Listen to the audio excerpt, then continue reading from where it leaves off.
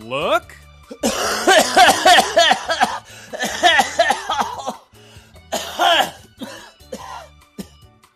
Taylor. Welcome to the Look Listen Cast. This is a podcast about Pokemon Horizons, the anime, and a bunch of other things too. So you like Pokemon, you listen. You like it a no Pokemon, you keep listening at the beginning because we're going to talk about so much stuff. Taylor's sick. You heard it here first. Geese Peep is here. Michael, I'm here too. Welcome. Someone say I've always been sick. Taylor, can you cough into a napkin and look dramatically at it? Like in the movies? I absolutely did that this morning because, spoilers for my Geese of the Week, I was at Dickens on the Strand, so I kept telling people I had consumption, and my cough was so atrocious. Nobody seemed bothered by it. I was coughing into napkins all the time, and I wish it was a lace napkin, and I would just slowly look up and look around. No one was playing into the bit, but in my mind, everybody was in the circle around me. So I'm assuming Dickens on the Stand is like a Christmas market somewhere? Strand. So in Galveston Island. Taylor, continue. So Dickens on the Strand is a Charles Dickens themed event. One of Charles Dickens's, I think, grandchildren comes every year, and they do like bed races. Everybody is themed. Everybody's dressed up. Everybody's dressed up. Apparently, is there chimney sweeping competitions? We don't have a lot of chimneys, but there are plenty of people dressed as chimney sweepers. Here's the thing, Geese Peep. In Galveston, Texas, I don't know how many people are lighting fires in a chimney for the winter. Not a lot. Not a lot. Doesn't come up. But everybody was dressed so well. Everybody was in character. It was, what I heard was it was a lot of overlap between this and the Renaissance Fair. So those people go just as hard into Charles Dickens. Now, I always thought, like an idiot, and I feel so stupid after this. Growing up here, I heard Dickens on the Strand, and I didn't make the connection that it was Charles Dickens, writer of A Tale of Two Cities, A Tale of Two Sons. I thought Dickens was an area, and this was much like Martha's Vineyard. And people were just going to holiday at Dickens on the Strand. And as a kid, I would think, how pretentious can you be in Galveston, Texas? Like a week ago, I find out, oh, hey, it's a Charles Dickens event, you rube. Yeah, That's well, me. In your defense, when you say it that way, it does sound like Merriweather upon Winstead, Hamptonshire, in England, when you say it like that. That's a good point.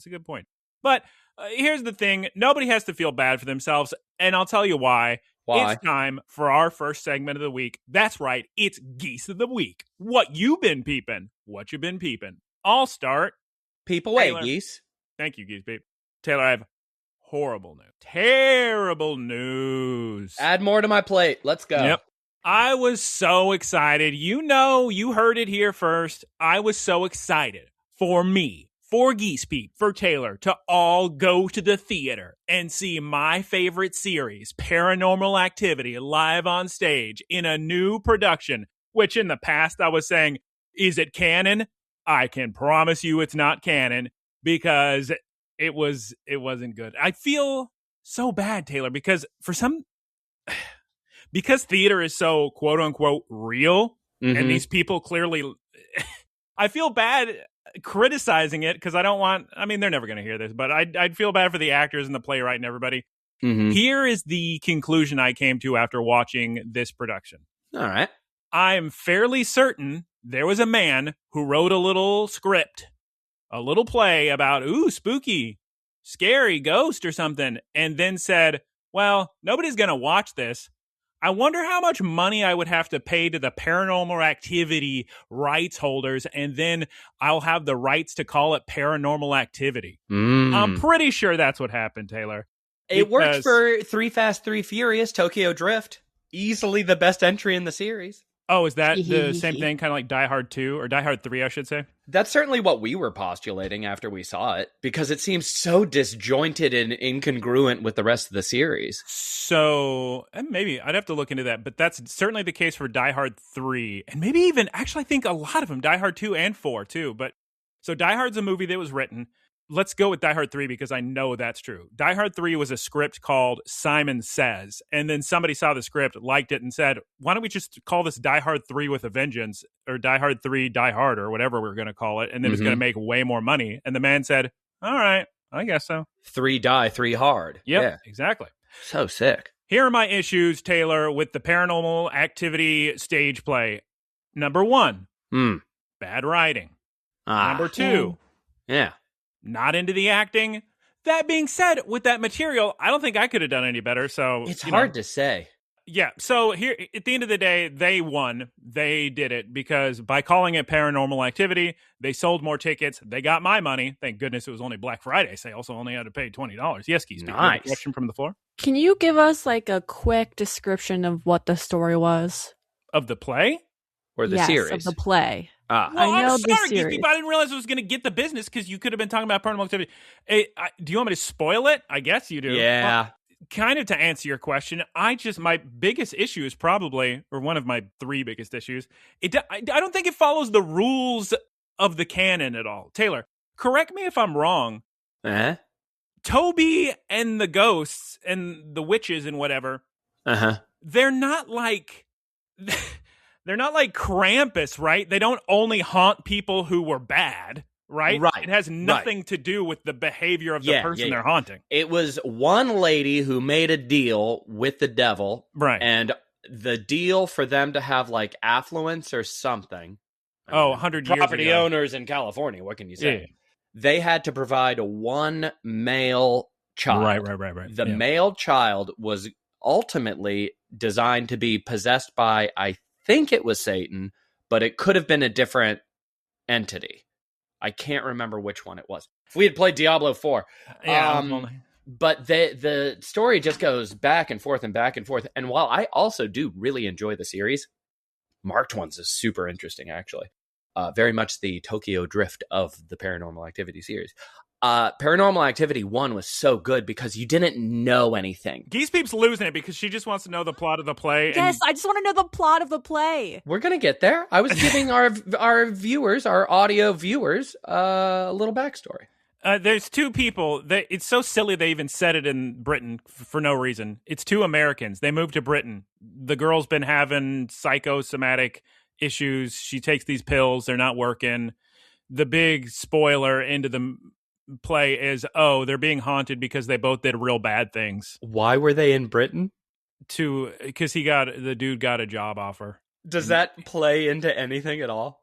No. Oh, that's very funny. I was thinking like maybe a third character comes in with an accent or something. No, a third character does come in with an accent, but it's the exact same character that's been written for every one of these little ghost stories. Every single Conjuring, every single little what's the other series?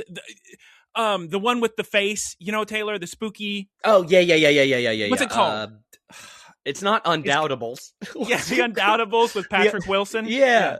He was in the 2 of them. There's the Conjuring, Insidious. That's what it's just like Insidious, the same exact character of, I'm gonna check for ghosts. Oh, I was actually a fraud the whole time. You mean ghosts are real? And then she runs out. It's not good. The coolest scene, I think, to me in the original Paranormal Activity, we were certainly freaking out about the guy's acting performance, at least, was the expert witness that they call in to consult. And he comes in, and I'm sitting there watching this man perform, and I'm like, this is such a realistic performance. And he's so professionally concerned for his own presence in the house, and he's just like, excuse me, I do have to leave. It's so good. Everyone go rewatch that. Yeah, they try to repeat it in the play. The next biggest problem of this is, and you wouldn't get this in film, it makes me kind of upset because I think it lowers the craft of theater and what you see in plays. It feels like maybe kind of a college play. You can really see where the rehearsals came out and like somebody laughed and went, ooh, do that. Yeah, that's what they're doing. They're going for laughs. There's nothing funny about Paranormal Activity. There are scenes that make us laugh, like Micah talking about his firewire, but he's not going for a laugh. It's just realistic. A guy who doesn't know a lot about technology saying, "Oh, I got the firewire." That's funny, but not trying to be funny. It's just realistic. That's my problem with most modern comedies, is that you can really see how telegraphed their pathway to a joke is. And I hate, not just in comedy, but I hate this about a lot of shows, a lot of movies, where you can just see the writer's table and everybody's saying, oh, the audience is going to crack up at this line. Yeah. Okay. I hate that. Let me wrap this up because I've been going too long. My final thoughts on it, I'm going to say one nice thing about it too at the end. Final thoughts on it are, I don't know why, to make money, obviously. I don't know why I had high expectations for this, because the entire reason Paranormal Activity works is because it goes off the found footage thing where you're trying to make yourself believe it's real. You can't do that on stage on theater. You can't believe this really happened to somebody. It's just, you clearly actors on stage. And the final thing, and it was super far back seat. I don't know if that, I honestly think if I sit really far back in a play, I enjoy it way less because I just can't see things.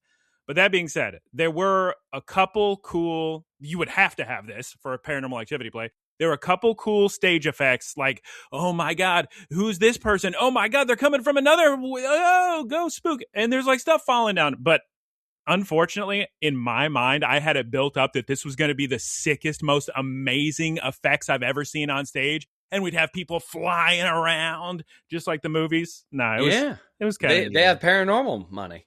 The only good thing is the effects, so I'm sorry about that. Okay, let me wrap up all my Geese of the Week, which would have been peeping. I beat The Ghost of Yotei. Great game, so much fun. I recommend playing it in Watanabe mode and just doing the side quest because it's such a relaxing, fun experience.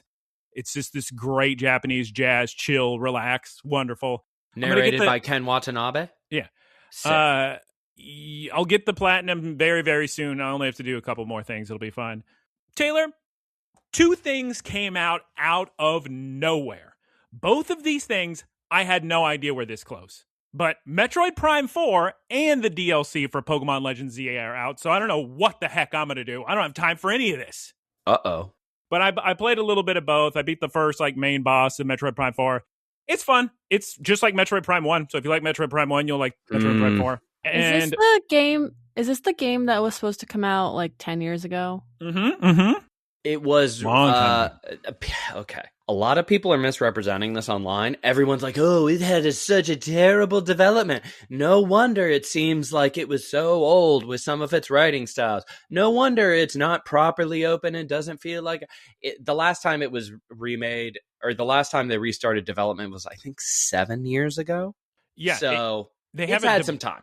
They haven't developed the same game for 13 years. They've started and then went, I don't like it, and then restarted development. And so many of the people are different at this point. But it's like an Ocarina of Time, Metroid Prime 1. You'll have a fun time with this, Taylor. What's real funny, though, is a lot of the guys working on the current version that actually came out are from 343, the Halo guys. Oh. And it's very... No, this is funny, Taylor. A lot of the people are like, oh my God, this is just like Halo 4. If you go back in time to when Halo 4 came out and you're in the jungle in Halo 4, every comment back then was, this is just Metroid Prime. Oh, that's so it's just funny. Full circle. Oh, that's so good. I read that comment on the doc and I was like, wow, 343 people worked on this game? Yeah, it's Nintendo. It's Nintendo, Geese. My God. And then finally, I did start up just a tiny bit because it literally came out the day of recording the ZA DLC. I'm having fun with it so far. Is it outside the city? You go through different dimensions. So outside you're different of the city? Well, you're in different dimensions, Taylor, and you catch new Pokemon. But it's the first enemies you encounter are level 105. So you better have beaten the game and be max level 100 everybody if you want to stand a chance in this DLC. But it's interesting. It's fun. You go into these little zones. You have to make a donut for Hoopa. Hoopa opens a portal. You get all these bonuses. You can up your shiny chances. You can get stronger. You rank yourself up to level 125 for 5 minutes. You catch all these pokes. You do all these real quick things. It's kind of like a little bit like the Blueberry Quest and Scarlet Violet DLC. But I'm having fun. It's cool. It's neat. I didn't know if I'd like it, but I'm enjoying it. It's very much... Now, people are already complaining very grindy, but I'll play it later after I beat everything else. So I mean, it's Pokemon. Yeah, it's fine. But all right. Grinding is basically the game. No, never. Okay, I've talked for far too long. Geese Peep, please tell us what you peeped this week with your What You Been Geesin'. Peeping in on geese. Take it away. I don't think I did a lot. I've been mainly going to the swamp. Nice. So, for this week... Taylor, you know what? I'm so frustrated. I have been trying to have my eyeballs lay upon this specific bird for the past 4 years. What kind of it's bird? It's called the black-bellied whistling duck. The frustrating part is every single night I can hear them fly by because they have a very distinct call, which is a whistling type call, but I cannot find them in the daylight. Get night vision goggles, Geese. They're probably going through Hoopa portal. You could get a thermal visor. Like that's easy enough. Like Spam Fisher from Splinter Cell. Mm-hmm. Or Seamus. Even if I got night vision goggles, that wouldn't solve my problem. Is I need to take a photo of them so I can catalog them. Yeah, night vision goggles, put a camera in front of it, big bright flash, everybody easy. wins. But they're flying over, so I'm going to be really, really quick. Oh, yeah, right. I forgot. Air makes light disappear. You're a professional. Set up a tripod with night vision. You're a professional night birder. They have night vision. Night vision has been part of the Paranormal Activity series since minute 1. Heck, can any of us get through one sentence without tripping over a word? No. That's limited. Okay.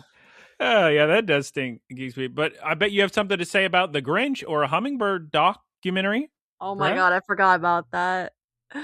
I just went out to dinner with my parents and some family friends. Where'd you go? And to this music venue restaurant, and they had a Grinch. You mean Hard Rock Cafe? I thought the same thing. No, it's like a local music venue restaurant. You mean Jimmy Buffett's Margaritaville?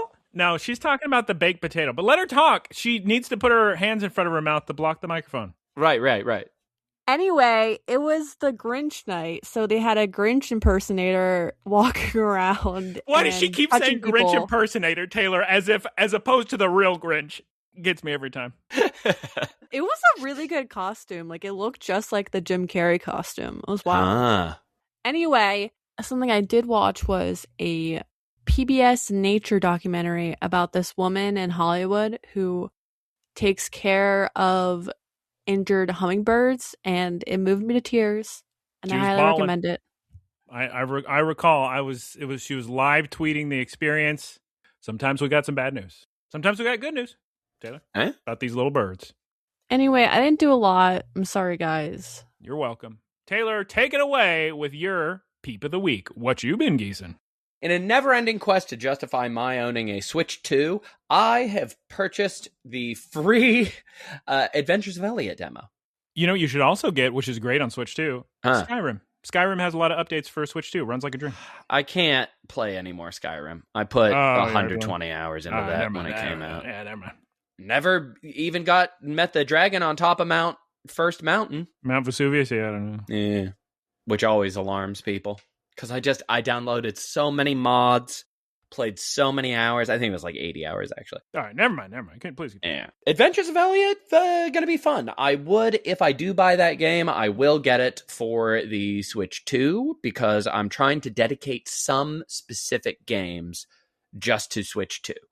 Where I know I'm not gonna get the platinum. When we were talking about trophies the other day, I kept thinking, man, what do I care about trophies anyway?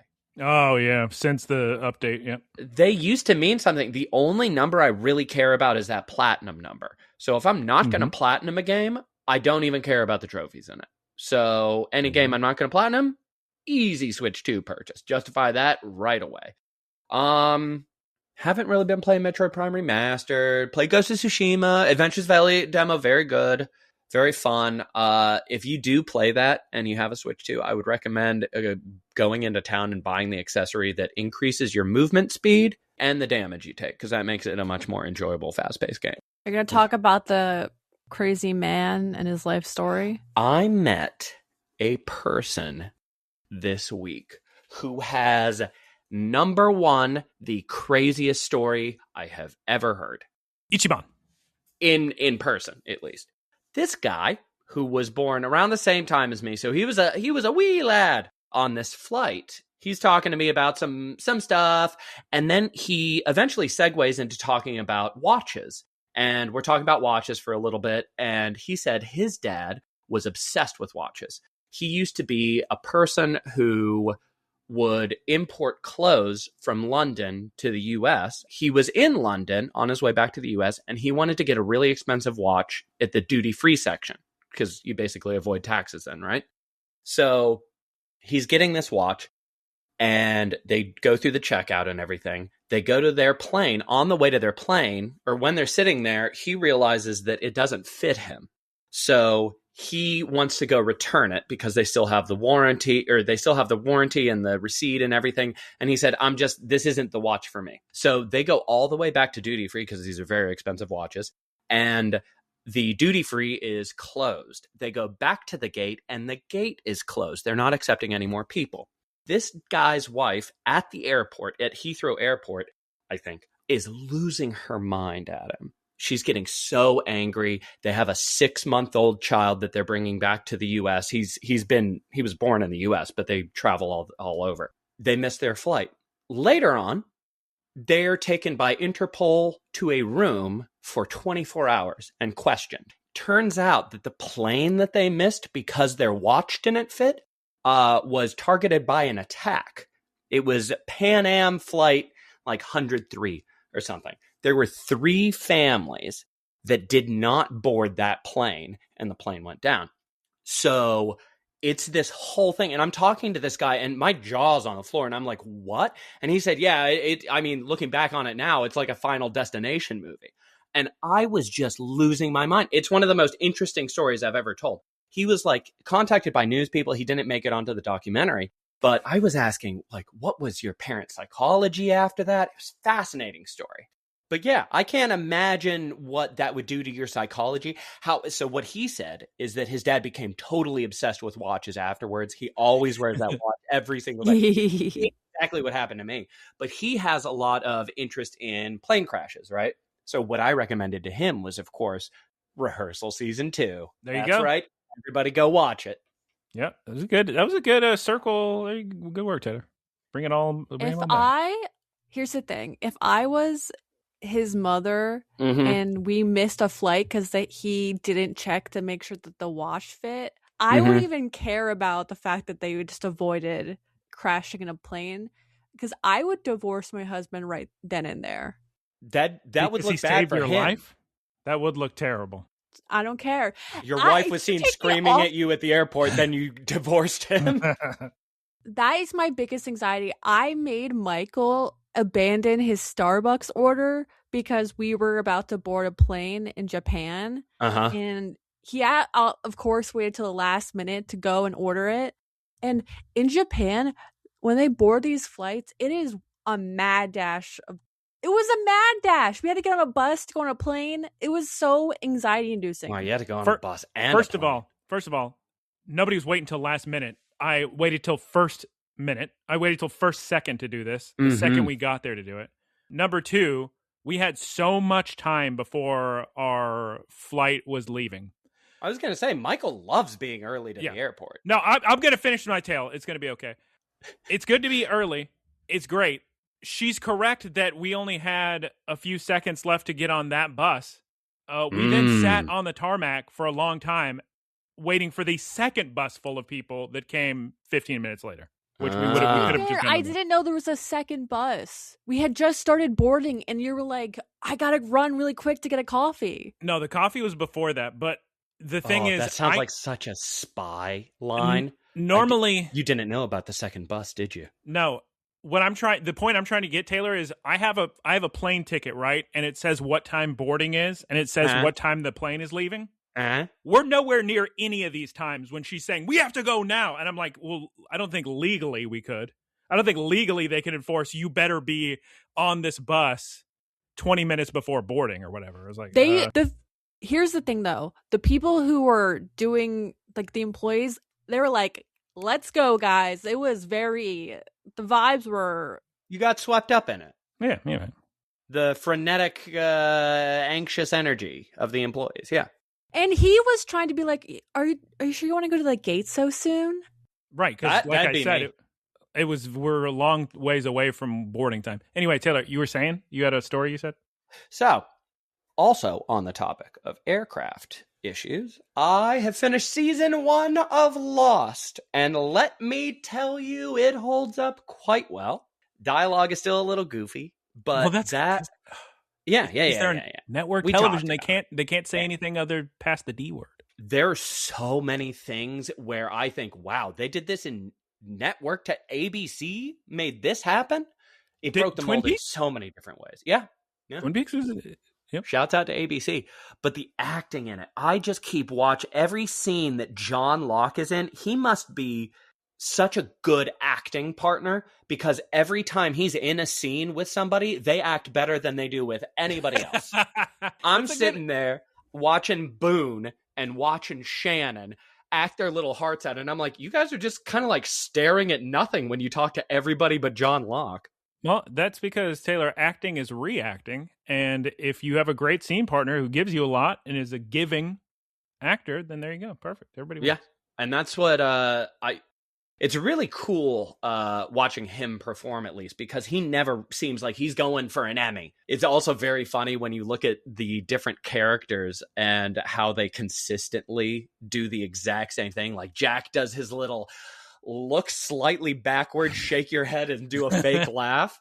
Every 2 times an episode, I'm always yelling at Gunka, and I'm like, watch, he's about to turn his head and laugh every single time. So one of the big things that I really like about Lost, which is very represented in season 1, and one of the things that I really noticed a lot the first time that Michael and I watched this, is that Jack Shepherd is kind of the prototypical hero character, right? He's a doctor, wants to do the right thing.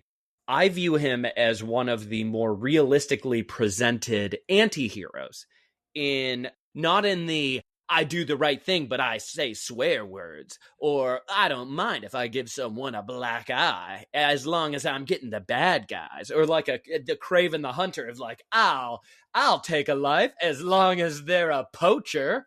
And it's like, Craven the Hunter. Okay.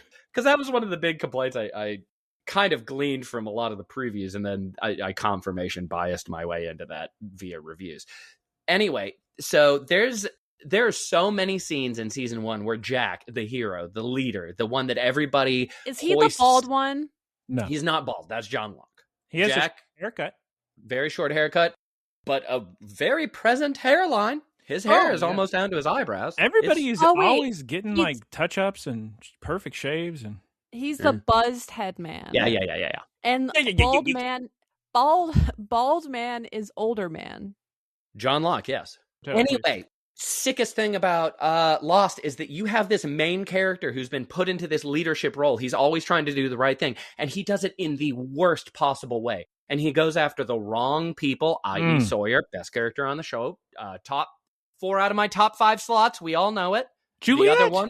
Yes, Juliet's number 2. It goes Sawyer, Juliet, Sawyer. The polar bear? No, polar bear has very little character development. Geese. Like, you get a little backstory, but that's it. It's just a very well-rounded cast. Everyone's great. Everybody's very interesting except Kate. I really don't like Kate as a character. I never watched Lost, but I did watch the Discovery Kids show that was definitely created to... Is it Dinosaur Hunters or Jurassic Park Crusade or something? It was clearly created because of the... It was clearly created because of the hype of Lost and the popularity. What was it called? Corbin Blue is in it. Okay, I thought I was going to be location unknown. It's something like that. Really? It's like a name like that, and I'm sure it's just like Lost. Watching Lost is well worth your time. It's leaving Netflix now. It will go straight onto Hulu. There is we'll watch Lost. Don't worry. A 0% chance I'm going to watch Lost. I'm sorry. We're going to watch every episode, Geese Peep. Okay. It is now time for Poké-news. Poké-news of the week.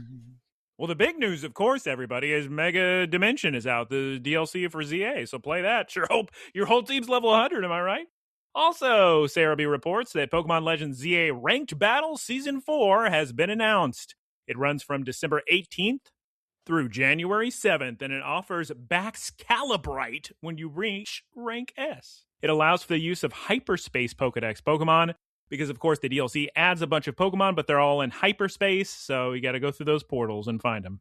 The next piece of Pokemon news, the Pokemon Go Community Day on January 18th, 2026, will focus on Grookey. It'll run from 2 p.m. to 5 p.m. local time. We're finally getting the Generation 8 shinies. Everybody's excited.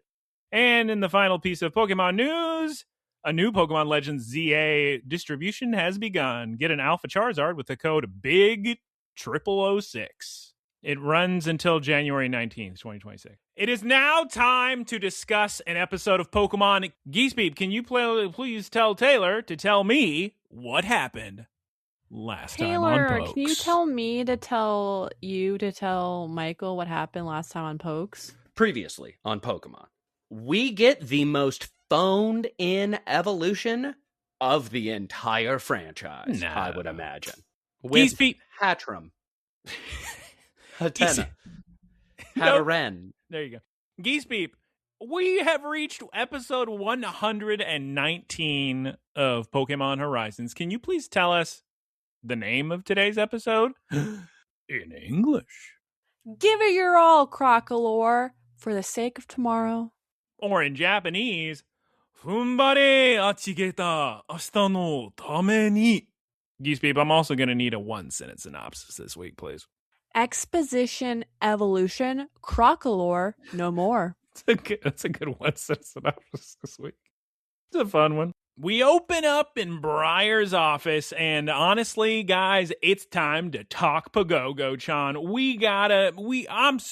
Briar, I love Pogogo-chan so much, I need to make calendars for every student in this godforsaken school of all these little different Terapagos forms. It's going to be the so funny great. thing about this is unprecedented research, correct? Like she's pioneering all of this.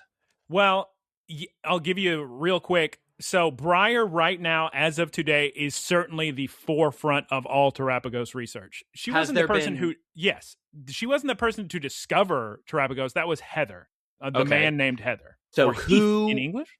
Who coined the term stellar Teratype?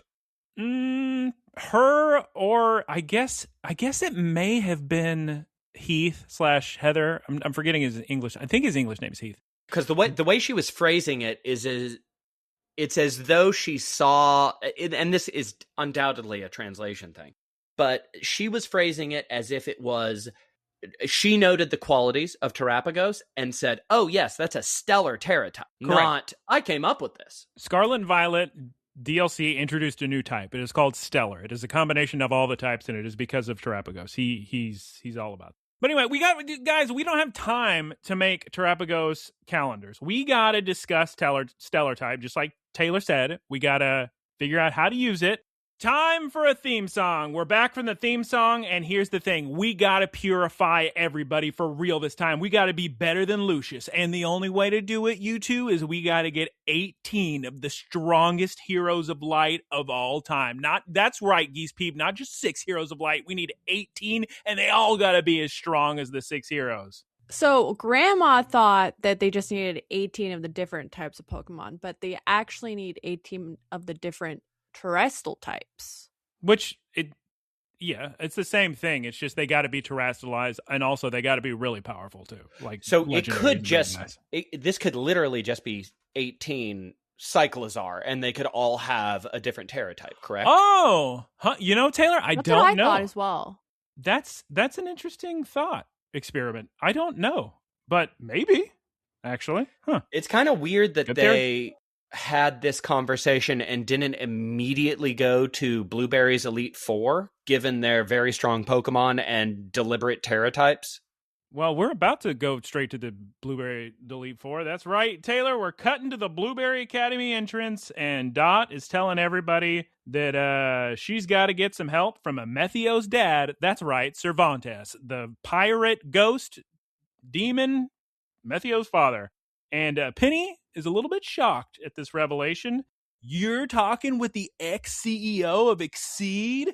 What? And Geese Peep Dot says, yeah, we exchanged contact information. Yeah, we exchanged contact info a while ago. No big deal. I wish she did a hair flip. Or like pulled her hair back to pink mode. Oh, yeah. Geese Peep. Geese Peep. Yes. I got to give a shout out to Penny's voice acting because it's so good in this scene. Just under her breath saying, oh, Segoy. When Dot's bragging about knowing Cervantes, it was so good. And then Roy Taylor, he says, all right, we got to leave now, right this second. And what does Liko say to him, Geese Peep? She's like, girl, Roy, take a deep breath.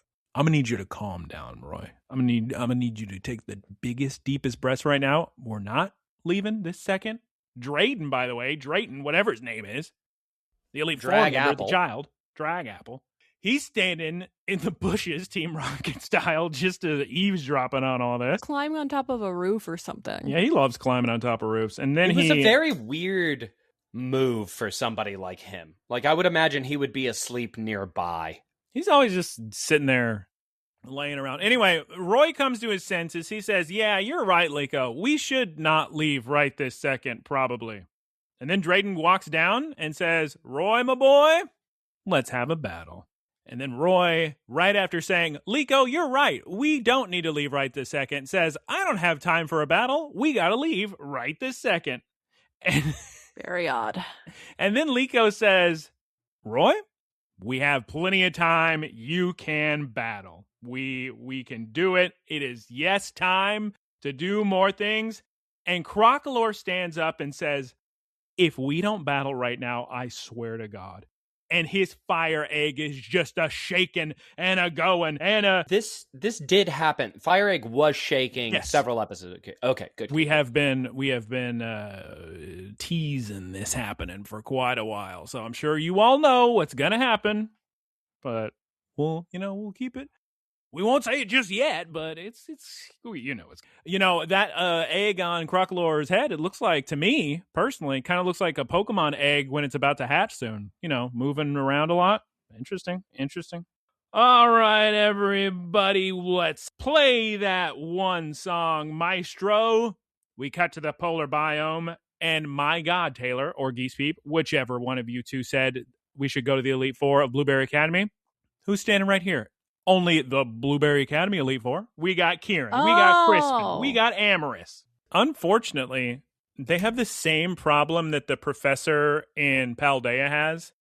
His name's escaping me, but the guy with glasses, where they look way better as a 3D model than a 2D model. Like Crispin didn't look good. They definitely don't translate. And it really, like those two-tone designs and the really colorful, bright designs against the kind of snowy background especially looks bad. Because it highlights the lack of shading. I see.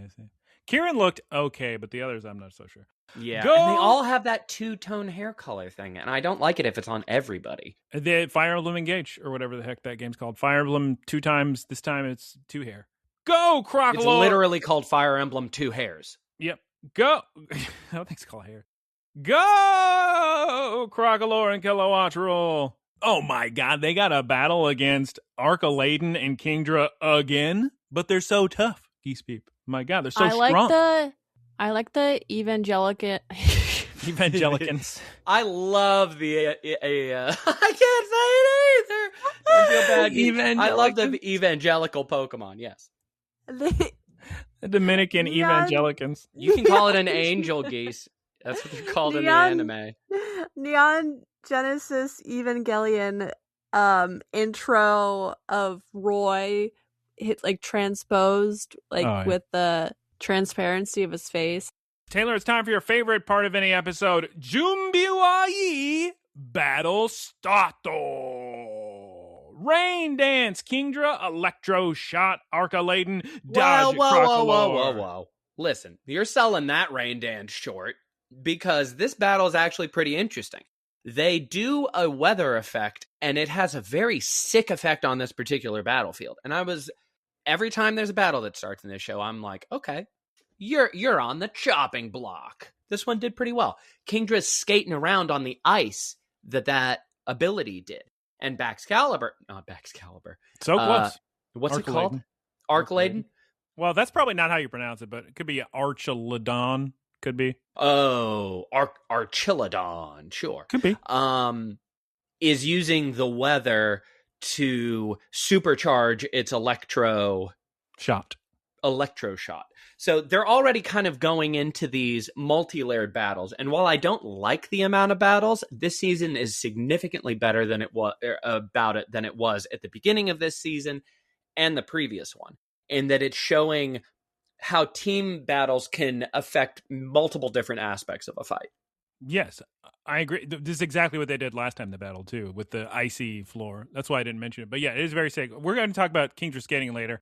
But dodge it, Crocalor. Oh, my God. Kilowattrel. I'm telling you guys now, Kilowattrel, always saving the day. Always showing up for his boy Crocalor, Geese Peep. He saves the day. Crocalor jumps on. Hurricane Kingdra. Oh, my God. Kilowattrel's so smart. He flies directly into the hurricane to power up his wind power ability. He's just getting stronger and stronger. But then what happens with Crocalor, Geese Peep? He falls off. Spoilers, that boy loves to fall off of Kilowattrel. He's always doing it. To be fair, makes sense from a physics standpoint. Oh, yeah, the hurricane. Yeah, he's a chunky little man. Yeah. That makes sense. Flame charge. Oh, my God. Anne notices something. The flame charge is melting the ice on the battlefield. Way to go, Crocalor. Snarl. Crocalor. Kilowattrel, you broke through the snarl. Oh, wow. But terrible news, everyone. Terrible news. Here's the thing about Archelodon. He's got an ability, and his ability is called stamina, and every time he gets hit, his defense just goes up. So that's going to be a problem. And then he uses Metal Burst. And Metal Burst really looks like it hurt, and I'll tell you why. Well, actually, Lacey will tell you why, Geese Peep. She says, to Geese Peep specifically, she says that Metal Burst deals more damage than whatever it was just hit with. So, big attack. And then they all talk for a little while, and they come to the conclusion that relaxing will solve all of everyone's problems. Okay, sure. Maybe it's a translation issue, huh? Crocalor's egg starts to shake some more, and he jumps back on Kilowattrel's back.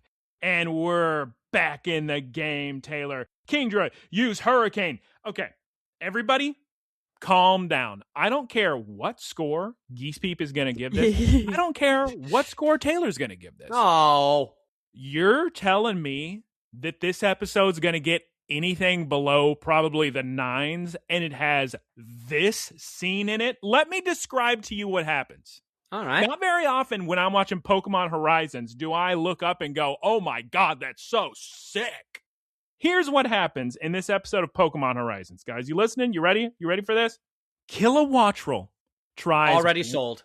Exactly.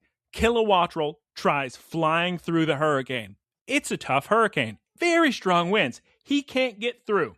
So what does Crocalor decide to do? He turns his little body and uses flamethrower from the back of Kilowattrel to turn Kilowattrel into a fighter jet nitro thrust booster. The music's going so hard. Oh my God. Roy's yelling, hey, hey, hey, Captain Pikachu's cheering. We go Spark.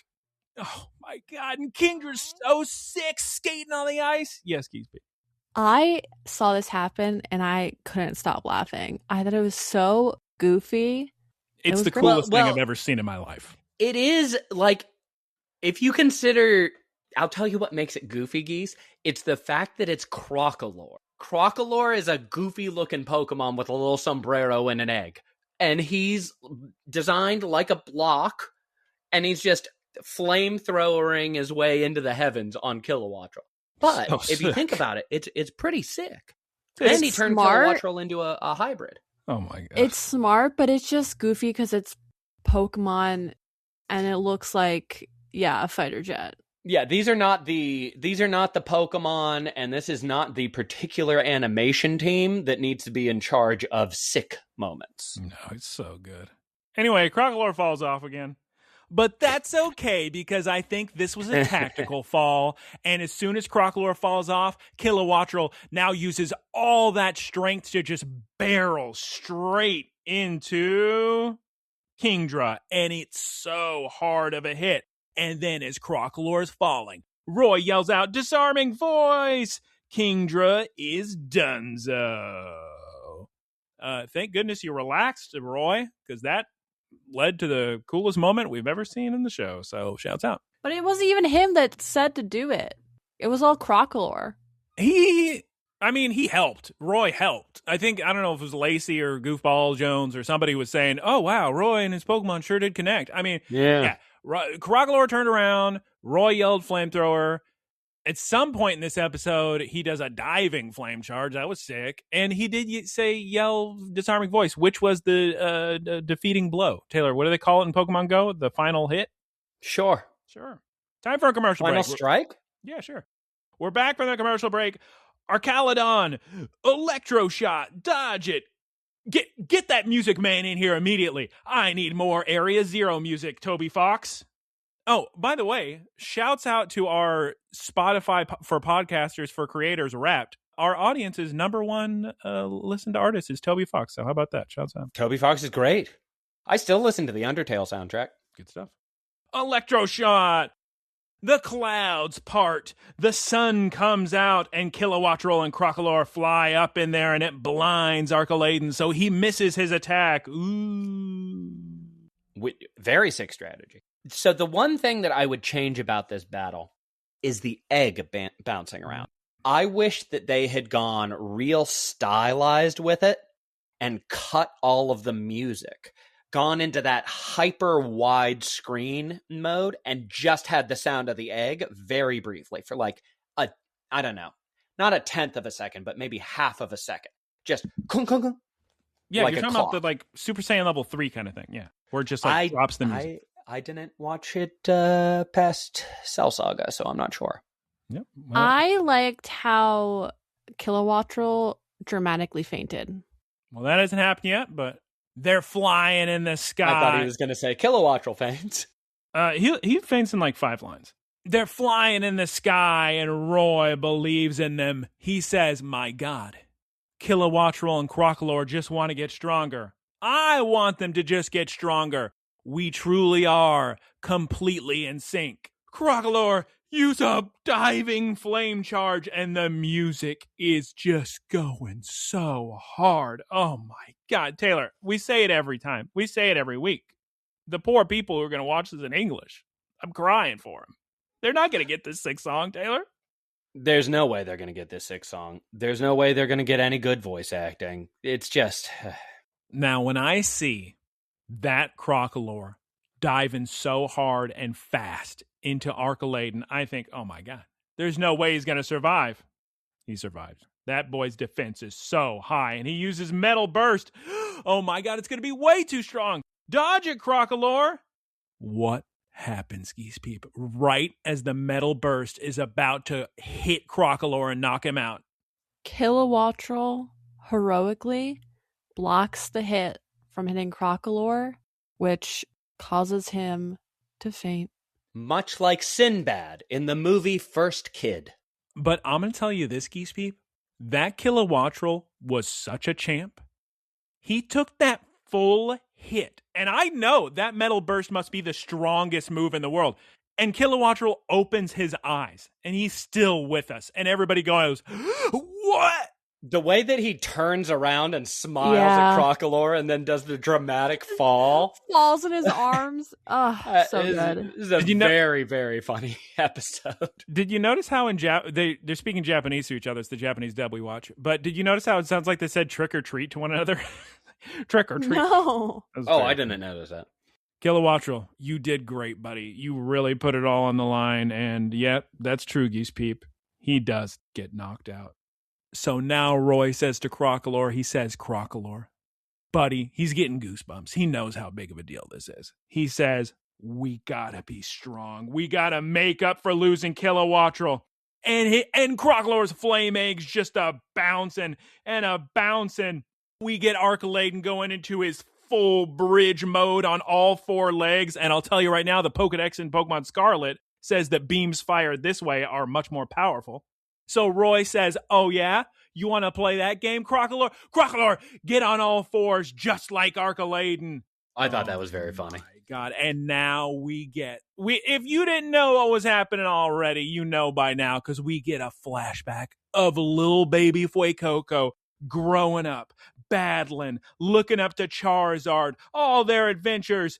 Oh my God. Electroshock, Flamethrower, Dragon Ball Z, stomping tantrum again. Oh my. No, gosh. This is a full one. This is a full stomping tantrum. Yeah, it's a big stomping. It's such a big stomping tantrum that Crocalor shoots out a rock at Arcaladen that's so strong, and Arcaladen just pressing on the rock, and Crocalor keeps stomping harder and harder, and they keep going back and forth, and it's tension, and it's building, and the fire egg's just losing it. And what happens to the fire egg, Geese Peep?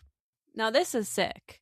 It cracks, and a little fire phoenix emerges and then lays on the egg and to hatch a baby. It's the sickest thing I've ever seen in my life. Roy cannot believe it. After the Firebird lands back on Crocalor's head, he evolves into Skeledirge, Taylor. Can you believe it? I couldn't believe it. Now, the interesting thing about his evolution, when you watch this at home, visually and audibly, the voice acting is a little jarring. I'm so upset. I wrote this down. I'm so upset at Skeledirge's voice actor. I'm fine with the Firebird's voice acting. Firebird? Yeah. Oh, I agree. Firebird, perfect voice acting. Skeledirge sounds like a young person trying to sound like an old man trying to do a dog impression. Yeah. Well, luckily, everybody's very impressed with this new evolution. He's so powerful. He's so sick. And what does Lacey say, Geese Peep, about the Firebird? Something about it trapping souls, right? Or was that the Pokedex? That was the Pokedex? Lacey says, wow, look how cute that little Firebird is. It has a soul now. So now Drayton says, wow, what a good time to evolve, huh? Right in the middle of battle? All right, if you're so strong now, why don't we go ahead and Such a weird time. I don't know what I thought was going to happen. I think it would have been way smarter for Roy to just use charm. Wait, what? It's not charm. Disarming voice. There you go. Disarming. To use disarming voice. Yes. Right? Yes. You're correct, Taylor. Here's what I have to say. So they terrestrialize into a dragon and a fire terror type, and I just feel so bad for poor Skeledirge. The boy's been ghost type for 5 seconds, and he immediately loses it to terrestrialize. So, great. I can't wait till he starts using Shadow Ball. Do you know how sick it's going to be to have a main character using ghost type moves? What, like if he just uses Flamethrower, I'm going to be so upset. Draco Meteor, Flamethrower. Oh my God, Arcaladen, Archaladon, however you want to pronounce that boy's name, it doesn't matter because he's knocked out. And we're actually a little bit concerned because this was a big giant explosion, Geese Peep, and right now Skeledirge's eyes are closed. Is he about to also be knocked out? So it's a tie? Geese Peep? That's what I thought was going to happen. Geese Peep, what does the little Firebird do? The little chirp chirp? Little Firebird taps Skeledirge. Pecks him on the head. Taps him on the head, and he wakes up, and he's able to battle, and yet Arcaladen, completely unable to battle. Roy That's wins! right. Skeledirge has the secret innate ability, revive once per battle. Or something. That is the Pokemon. A Pokemon does that. It's called Revival Blessing. That is Rapska. Oh, sick. Wow, Rapska. Yep. Evolves into Rapscallion. Honestly, wow. Me, Roy, I sure did it. But honestly, shouts out to Liko for convincing me, yes, I should battle today. We don't need to immediately leave. Wow. Geese Peep, we sure are making, all us kids, the Rising Bolt Tacklers, we sure are. All. Everybody. We'd say that every episode. Geese Peep, great song. We sure are all great at making each other better, aren't we, huh? Wow, look at that. Thank goodness I learned the lesson to be cool and chill. Yeah, Jake chilling. We cut to the blueberry entrance again, and it's time to say goodbye to Anne. Sableye then says goodbye to Lacey and her Pokemon, which, of course, embarrasses Alt to no end. Eventually, he builds up the courage to thank her, and then Dragonite comes out, Geese Peep. Wow. That was kind of weird. The best part of the episode, when Sableye yells, screeches to get her attention because he's too embarrassed to do it. Well, the only thing that I wish they had these little moments that they would insult. Their workload is probably too completely absurd. But I wish that whenever, I think it was Lacey, was complimenting the little spirit on top of Skeledirge, saying it's so cute. I wish that we had gotten a sideways glance, like a fearful glance from Captain Pikachu. Oh, yeah, like he's going to sneeze. Yeah, just like worried that it was going to turn towards him. We got to fly Taylor to Japan and just hire him as a script supervisor for the Horizons team. He's gonna read the script, say, let's add this, and then I got a few $dozen ideas for you. Yeah, there you go. Now, terrible news, everybody. Alt's leaving, but Lacey's gonna give him homework. Gonna keep sending him more quizzes when he's abroad. Alt's not too excited about that. We cut to a 3D CGI model, Geese Peep, of what giant ship? The Great Salon. That's right, the brave Olivine arrives and teases us to no end because I'm pretty sure we don't see any of the adults. They show us the ship and then we just don't see the adults. My God. They didn't have their appearances lined up. Yeah, they were all on vacation. They must have all quit. Like, can you imagine, like, you're getting paid to do this and then, like, we don't need you for 7 months. Oh, gosh. I would hope everybody voices multiple characters or something. All right, well, Briar, she's very sad to say goodbye to Pagogo-chan. Carmine's giving support to Liko. Cyrano talks for a while, but nothing important is said. Briar looks like me when I have to say goodbye to Cameron. Cameron is her little nephew. Cyrano is just, for some reason, I don't know why they decided to go this route, but Cyrano is just, tries to be they're trying to write him as just a comic relief, and he just asks the kids, did you try everything in the cafeteria? It's like they're trying to make him like Jeff Goldblum, I would say. Yep, Jeff Goldblum. It's not a good fit for this show because this show doesn't really need that. There are enough whimsical characters. He also looks like some kind of like someone on Tumblr drew a fan Pokemon OC. Yeah, I can see that.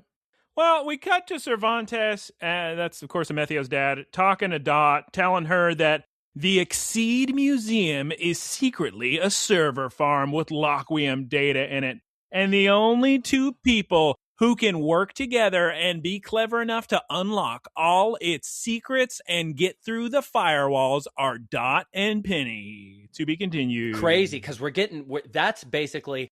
Either it's going to turn into the film Eddington or the film Tinker Tailor Soldier Spy. Too much Tinker Tailor Soldier Spy this week, but they're good. Those two are going to crack the case. Geese Peep, please tell us what this week's Mega of the Week. Take it away, please. Today's Mega of the Week is Swampfish. I just misread. Thank God, because next week is Airbird. That what happened? I just read the sentence the wrong order. It's the Swampfish Pokemon.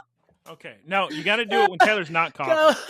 Go make a Swampfish. You got to take it from. You got to go from. You got to take it from one, Geese Peep.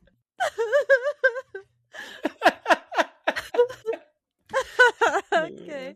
You got it, Geese. You got it. The Mega Evolution of the Week is the Swampfish Pokemon Swampert. Oh, good job. I feel like an Olympic coach watching somebody do a floor routine and land the backflip without stumbling at the end. The Katie Ledecky of Mega Evolution of the Week over here. You know, she's around the same age as Geese. Okay. Really? You know, I knew her. Oh my God. When this Pokemon Mega evolves, it gains a bunch of muscles and looks like a hunky little guy. And honestly, this design should have been the original design of Swampert. I agree. Why are you shaking your head, Michael? Some people can be wrong. Please continue. I think it's a sick design. This is so much more charming and cool. And then for the Mega, they could have added like him on top of a big mud wave or something. Yeah, like a really hunky surfer. Sometimes with the Mega evolutions, I look at the Dynamax or Gigantamax evolution, and I think, man, that should have been the Mega. It's funny you mentioned that, Taylor. Some of them are clearly scrapped one way or the other. There's a new Mega in ZA that everybody who looks at it goes, oh, that's clearly a scrapped Gigantamax. What was it? Clearly. Frostlass? Oh. Hold on. There's a weird divergent evolution. I don't much care for the Galele Frostlass thing. Oh, sorry, you're over here. That's Mega Frostlass. Clearly just a Gigantamax. Yes. Okay, please continue, Geese. On land, it can exhibit amazing feats of strength, and when swimming, it fires water from jet nozzles on its arms. And then the animation is NINETEENTH throwing a berry and Swampert jumping in and shooting jets right at NINETEENTH, and she falls over. Jumping into a river. Very sick. Time for our discussion of the episode of the week and scores. Like I said, there were so many cool moments in this. I can't give it less than a 9. If you're making me go, wow, that is so sick, like literally, like it's not by Pokemon standards, by any show standards, oh my God, that's so sick that we're going fighter jet mode, it's a 9.0. I had a very fun time with this. The episode flew by. We had such a huge evolution. Great. It was like this team reached the end of its contract and then a different team is picking up the animation now that, or like another team had already started making the episodes with the evolved forms of the Pokemon. So they were just like, no, we gotta we need to evolve these guys. Yeah. I see what you mean. It was just poorly paced last season. That was the problem. I have zero issues with not constantly giving us evolutions, but for the way that they're staging this, it's almost like a shonen, and you need consistent power-ups for those, or they need to be very much a big deal, a big spectacle. That was my big problem with the last episode. It was like, oh, and sure, we can have an evolution. This one was cool. It as much as I missed the opportunity. Yeah, there wasn't any punch behind it. It was just like, oh, it's cool, but The whole reason or the whole moral of this battle was, oh, Roy, you need to be chill. But how did this demonstrate that at all? And why was this the battle and like that the reason why Crocalor evolved? So I don't know in their initial plans when they wanted anybody to evolve or if they were gonna evolve. Like poor Quackavall over here, or he's not Quackavall yet. Poor Quaxwell. I don't know if he's ever going to evolve. The poor boy never gets to battle. But we need to realize that they probably are all evolving because ZA came out. We had a couple episodes. ZA DLC is now out. I guess they're going to be doing something for this, but we don't, I guess, have a lot of time left with these Pokemon. I don't know what they're going to do next year for Generation 10. I don't know if we're getting brand new characters. I don't know if they're sticking with Horizons, Liko, Dot, and Roy, but now they have new Pokemon from Generation 10. I don't know what they're going to do. That's what I'm assuming they're doing because they still haven't really cashed in on Mega Evolving. There hasn't been, Roy and Alt can both Mega Evolve one Pokemon, but nobody else can. I don't think they're going to go deeper into Mega Evolution. I think we may get brand new characters because here's the thing. This whole series is going to have to wrap up with Terapagos destroying all the Laquium. And the Terapagos subplot, which was from episode 1 of the series of Horizons. Once you do that, we're completely done with Scarlet and Violet. I don't think you can go. I mean, we haven't seen Miraidon and Koraidon, I guess, but we saw them in like a tiny little Team Rocket teaser at the end of the Ashes finale season, which was amusing. But yeah, I don't know what they're going to do. I guess they're just trying to evolve everybody and wrap it up, I guess. I'm incredibly sad about this evolution because Crocalor was honestly half the charm of the show. Oh my God. I actually like this evolution a lot. I just can't. The voice acting threw me for a loop. I've been looking forward to Skeledirge for a really long time. I love Skeledirge's typing. I love its design. think it's really, really sick. I hope that they go more into him being kind of scary looking, but goofy and whimsical. Give him a very, almost like Halloween Town vibe. It's going to be hard to do that because his design is not as expressive as his other design. I think they could make it. Nothing's ever going to be as expressive as Foy Coco. I think they're going to have to rely a lot on the bird fire guy. Maybe. Yeah, I agree. I think that's a good take. All we've seen in this episode is him just being sick. Just Roy saying something to him and him just kind of slowly moving his head and kind of blinking like he's just super sick. But yeah, hopefully he gets to have emotion. Executionally, this wasn't the best evolution. It wasn't the worst. I'm glad it happened. I'm thinking that eventually the voice acting for him is going to turn very funny. Yeah, let's do a different direction. It'll be great. Or it'll go humorous, which is fine because that's been his whole note as a personality trait. It would be weird if he evolved and all of a sudden was incredibly sick. Like Sprigatito carried her personality through all the way to Meowscarada. Yeah, but sometimes personalities change. Like Charmander in the original series, he was just a big jerk after he evolved. But that was like a gameplay kind of representation. Yeah, because he wasn't. Yeah, Ash wasn't a good enough trainer to give him orders. Yeah. Taken as a whole, the whole Blueberry Academy, like this little like subplot or these few episodes, I think just really showed the animation team's hands in terms of they needed to wrap things up to be able to hand off to the next team that are probably already animating everything, already have some kind of story laid out that will tie into whatever the future of the games are. It was just so obvious that it was in service of having all the ducks in a row. I just was not satisfying at all. That's a very valid observation. I think that's a very good point. It's a checkbox of, okay, let's cover everything from this DLC. Let's see all the Elite Four members. Let's evolve. I was excited to learn more about the Academy and how it differed from the other Academy. It's such an interesting place. And the fact that they gave it no attention, they gave it half of the first episode before going into another battle. I would love to see what their workflow looks like and what they're being told. Hey, you have to have a battle in this episode in some form or fashion. You have to include these characters and you need to give this information. All right, Taylor, what's your score? Mine? I actually really like this episode. Overall, like my feeling about it is positive. I like that they use the egg. I wish they had used it more often, like a little ticking time bomb. Yeah, it was in an episode or two. So. Yeah, but I wish that in this one, it had just had those cool shots of the egg shaking and then getting more and more violent and cutting away to it until finally it evolves them. And I feel like my big disappointment was that the evolution changed the battle not at all. It went from Crocalor on all fours using flamethrower to Crocalor on all, or to Skeledirge terastallized on all fours using flamethrower. Well, I'll tell you what changed. He's actually powerful enough to win the battle now.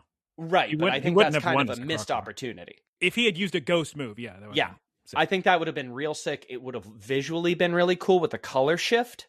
Because imagine those beams hitting each other, the Dragon Ball Z beams, and all of a sudden one of them is this dark purple. And just envelops the other one. Dragon is takes neutral damage instead of super resisted. It's a good point. There's funny moments. I wish that like Roy's big pivotal battle against his teacher had been the product of more than running errands. Because that felt incongruent. I feel like they could have cashed it in so many different, unique ways. I think they did kind of a funny thing at the end where Roy was like, "Oh, thank you so much for everything you've done," and then Drayton was pretty much like, "Nah, I really didn't do anything." So I agree. You, buddy. I agree. All you, buddy. That's kind of what I was going to go into. Is for that particular permutation of this dynamic, I think that instead of Crocalor evolving via a battle with this teacher, he should have evolved from doing errands, and it would have been such a funny, goofy thing instead of just battle was sick. It would. I mean, it was a fun battle, but they should have given it to him from another teacher. This wasn't a sick battle without the context of what it means in the larger story, but that doesn't sustain a show. Taylor, what's your score? Well, it's a tricky. I mean, what's yours? Because I don't have my score yet. I gave my score probably 15 minutes ago. It was a 9.0. Oh, 9.0. Okay, cool. Did still like it. I think I'm gonna go probably an 8. Yeah, I'm gonna give it an 8 8.0? too. Okay. Super sick. Laughs. Fun. Cute. Got it's to a see kid. Kieran. I mean, Well, they're to you see Elite Four, you don't even think anything. You're like, who is this? Okay. But I mean, again, this also doesn't go back to, one of the things that I always want from these episodes, which is making me want to play Pokemon, especially now that I have a Switch too. These should be really pulling me into the universe. Instead, I'm just seeing this weirdly paced, mismatched checkbox style storytelling. This little arc they had failed as a marketing practice because it didn't make Taylor and I want to play the video game. It also failed from a story standpoint because it didn't really tie well into the rest of the story, and it didn't make me excited to keep watching. 8.0. Yeah, 8.0. Yeah, I agree, because it's not bad. These aren't bad ingredients. They just weren't cooked enough. So many metaphors going today. All right. That wraps up our discussion of this episode. What a sick episode, in my opinion. Yeah, I mean, it's a fine episode. If you want to see the evolution, check it out. 100%. Disappointing, honestly. Oh I rated it way too high, but I feel like I did too, but too late. I don't want to be that much of a hater. You know the rules. Can never go back. Thank you, everyone, for listening. You can find us at Look, Listen, Cast on Spotify, Apple Podcasts, and YouTube. Please like and comment so more people can find us. Thank you to Keith for our artwork. You can find him at Keith.twitch.keith.squared. Shouts out Professor Ticklebits for the website and Boiler. No, wait, let me say it. Twitch.tv/Keith Squared. Good work. You were saying, Taylor? Nothing. I'm waiting for my turn. Boilerplate.